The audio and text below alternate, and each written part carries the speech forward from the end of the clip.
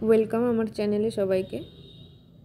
আমরা এখানে কোনো টপিকের ডিটেলড আন্ডারস্ট্যান্ডিংয়ের আমরা চেষ্টা করব।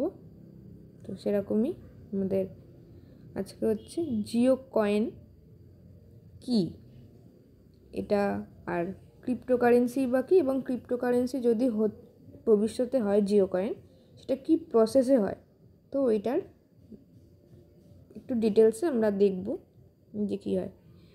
এই যে এখানে আছে এই যে জিও কয়েন, জিওর লোগো, এটা আমরা সবাই জানি, আমাদের বেশিরভাগ ফোনই জিওতে ইউজ হয়। এটা হচ্ছে পলিগন ল্যাবের লোগো। আর এই যে Jio coin, will Jio coin B the first Indian cryptocurrency. এরপরে হচ্ছে কি, এটা হচ্ছে একটা ইন্ডিয়ান এক্সপ্রেসের যে পেপার, ইন্ডিয়ান এক্সপ্রেস, তার হচ্ছে একটা স্ক্রিনশট সেখানে পেপারে দিয়েছিল। Reliance enters crypto world in collaboration with polygon labs. এই যে এইখানে রয়েছে ক্রিপ্টো ওয়ার্ল্ড, এইখানে ক্রিপ্টোকারেন্সি বা ক্রিপ্টো ওয়ার্ল্ড কি সেটা আমরা জানবো। আর আরেকটা স্ক্রিনশট রয়েছে এখানে, সেখানে আছে যে জিও কয়েন্স আর blockchain based reward token that users can earn by engaging with different mobile or internet based apps and etcetera. এইখানে জানবো আমরা ব্লকচেন বেসড, এখানে রয়েছে ব্লকচেন বেসড, এখানে হচ্ছে ব্লকচেনটা কী প্রসেসে হয়, তো সেটা সম্পর্কে আমরা জানবো। তো সেখানে দুটো কোয়েশ্চেন আসছে আমাদের, what is blockchain technology, and second question হচ্ছে হোয়াট ইজ ক্রিপ্টোকারেন্সি। এই যে এগেন পলিগন ল্যাবের লোগো আর যে রিলায়েন্স জিও।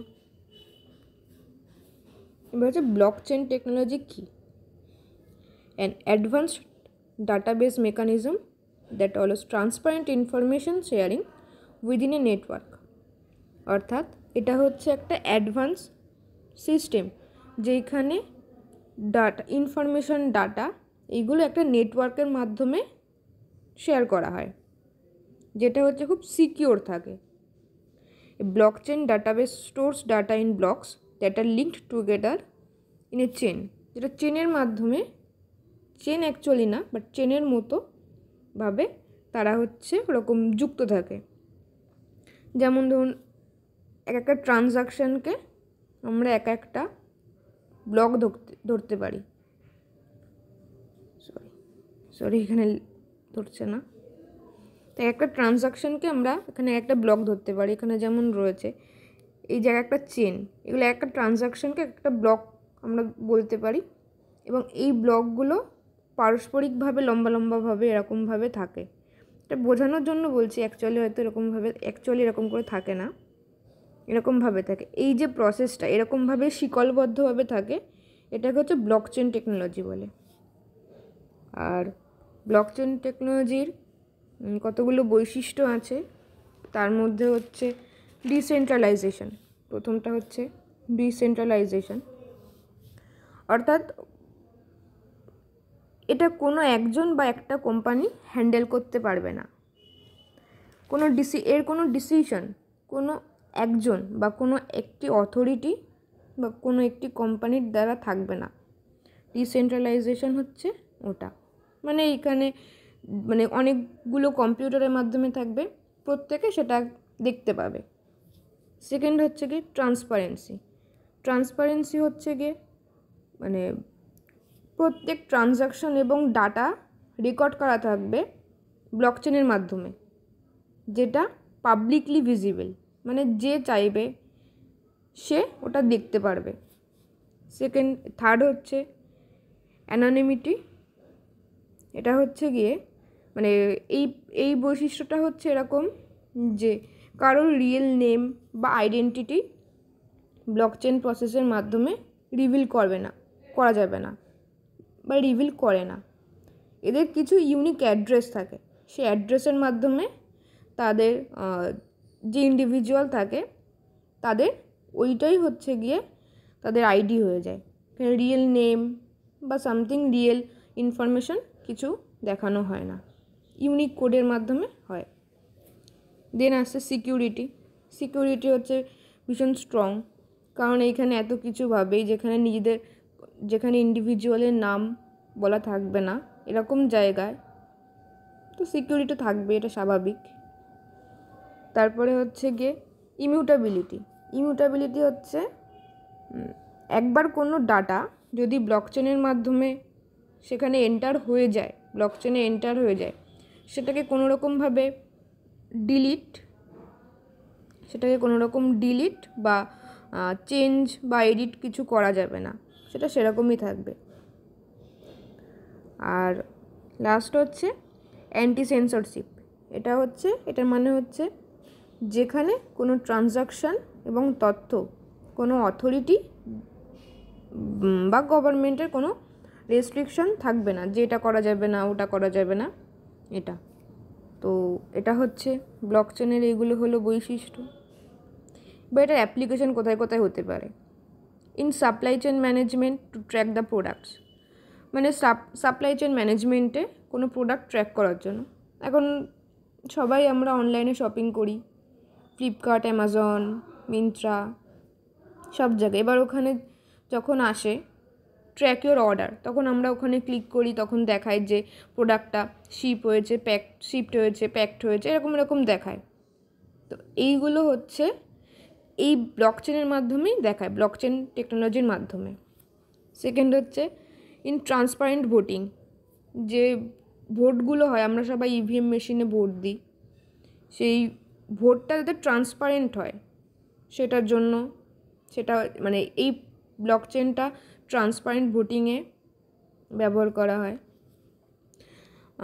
তারপরে হচ্ছে কি সিকিউরিং মেডিকেল রেকর্ডস, অর্থাৎ আগেকার দিনে কি হতো, কোনো মেডিকেল রেকর্ড কোনো হসপিটালে খাতাপত্রের মাধ্যমে রাখা হতো, খাতা ফাইল এইগুলোর মাধ্যমে রাখা হতো, যেটা হয়তো আলমারিতে জায়গা লাগতো, অনেক পুরনো অনেক ঘর থাকতো, পুরো জমে যেত, তাদেরকে কোনো সময় প্রয়োজন পড়লে খুঁজতে অসুবিধা হতো।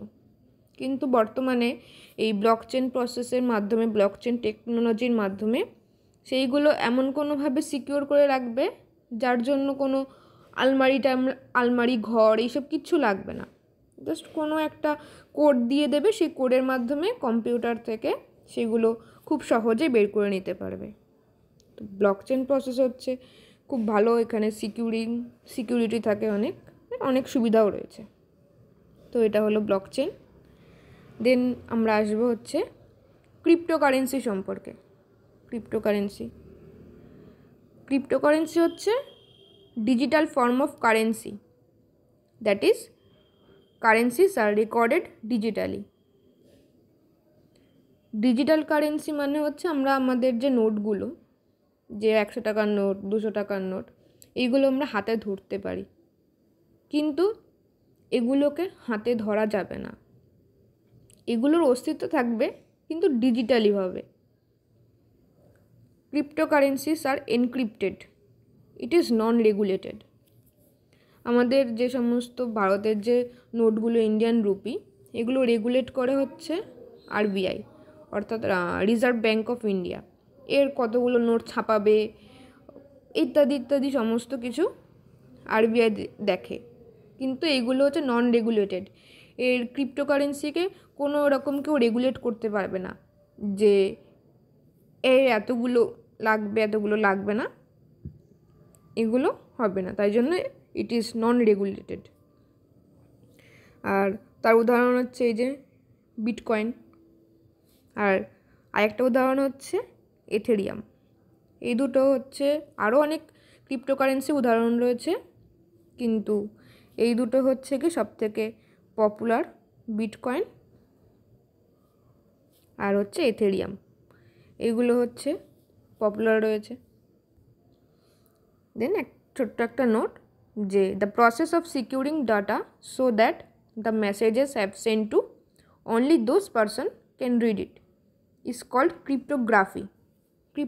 এখানে কি বলছে, এই যে প্রসেসটা, যে আমি কোনো ডাটা কাউকে পাঠালাম, কোনো মেসেজ আমি কাউকে সেন্ড করলাম, সেইটা সিকিউর থাকবে, মাঝখান থেকে কোনো থার্ড পার্টি সেটা দেখতে পারবে না বা কিছু করতে পারবে না। এই যে প্রসেসটা, এটাকে ক্রিপ্টোগ্রাফি বলে।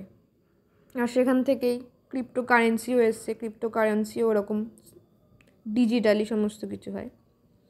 আর তার একটা উদাহরণ হচ্ছে আমরা এটা দেখি ব্লক চেন, সেটা হচ্ছে এন্ড টু এন্ড এনক্রিপশন, যেটা আমাদের হোয়াটসঅ্যাপে যখন কাউকে নতুন মেসেজ করা হয় তখন সেখানে উপরে লেখা থাকে এন্ড টু এন্ড এনক্রিপশন। এটা হচ্ছে সেটা যে যে যে যে যাকে মেসেজ পাঠাবে তারা দুজন ছাড়া কোনো থার্ড পার্টি সেটা দেখতে পাবে না। তো এই হচ্ছে আমাদের আজকের টপিক ছিল যে ব্লকচেন টেকনোলজি আর ক্রিপ্টোকারেন্সি কী। তো আমাদের এখন সবচেয়ে বড় প্রশ্ন হলো যে জিও কয়েন ভারতের প্রথম ক্রিপ্টোকারেন্সি হবে কি না, কিন্তু এখনও পর্যন্ত সেই বিষয়ে কোনো রকম অফিসিয়াল নোটিশ রিলায়েন্সের পক্ষ থেকে বা পলিগন ল্যাবসের পক্ষ থেকে কোনো রকম অফিসিয়াল নোটিশ আসেনি। যদি আসে তো পরবর্তীকালে আমরা জানতেই পারবো। এবং হচ্ছে ভারতের এখনও পর্যন্ত কোনো ক্রিপ্টোকারেন্সি নেই। তো সবাই বলছে যে বেশিরভাগ লোকজন বলছে যে এই জিও কয়েন যেটা, এটার প্রথম ভারতবর্ষে ক্রিপ্টোকারেন্সি হওয়ার সুযোগ আছে, হতেও পারে হলেও। তো ধন্যবাদ সকলকে।